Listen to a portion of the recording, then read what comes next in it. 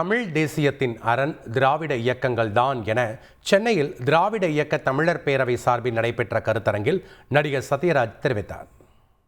திராவிட இயக்கத்தை தாண்டி நாங்க தமிழ் தேசியத்தை முன்னெடுக்கிறோம் அப்படின்னா நீங்க திராவிட இயக்கத்துக்கு ஒரு ஸ்டெப்பு 4 ஸ்டெப்பு 10 ஸ்டெப்பு முன்னாடி போய் எடுங்க, வேண்டாம்னு சொல்ல.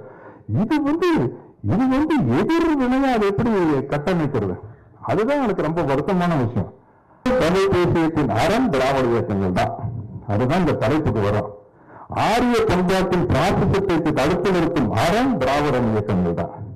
அந்த இயக்கம் ஆட்சியில் இருக்கும் போது அந்த அரண் வெறும் கற்கோட்டையாக இல்லாமல் இரும்பு கோட்டையாக இருக்கிறது. அந்த இரும்பு கோட்டையில் முதன்மை காவலராக முதல்வர் முத்துவேல் கருணாநிதி ஸ்டாலின் திகழ்கிறார்.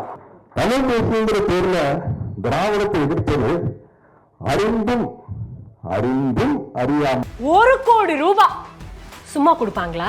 ஆனா இங்க ஒருத்தர் ஆடு வளர்ப்புல 1 கோடி ரூபாய் சம்பாதிச்சிட்டு இருக்காரு. எப்படின்னு தெரிஞ்சுக்கணுமா? ஃப்ரீடம் ஆப்பை இப்பவே டவுன்லோட் பண்ணுங்க. தெரிந்தும் தெரியாமலும் தெரிந்தும் ஆரியத்திற்கு துணை போவதுதான் என்பதும் என்னுடைய உடன்பாடு. தம்பி அஜித்குமார் ஒரு இது பதிவிட்டிருக்காரு. பைக்கு கிட்ட அவர் பைக்ல டூர் போய் அங்கிருந்து சொல்லியிருக்காரு. சம்பந்தமே இல்லாத ஒரு மனுஷனை பார்த்து கோபம் வர்றதுக்கு காரணம் மதம் தான்.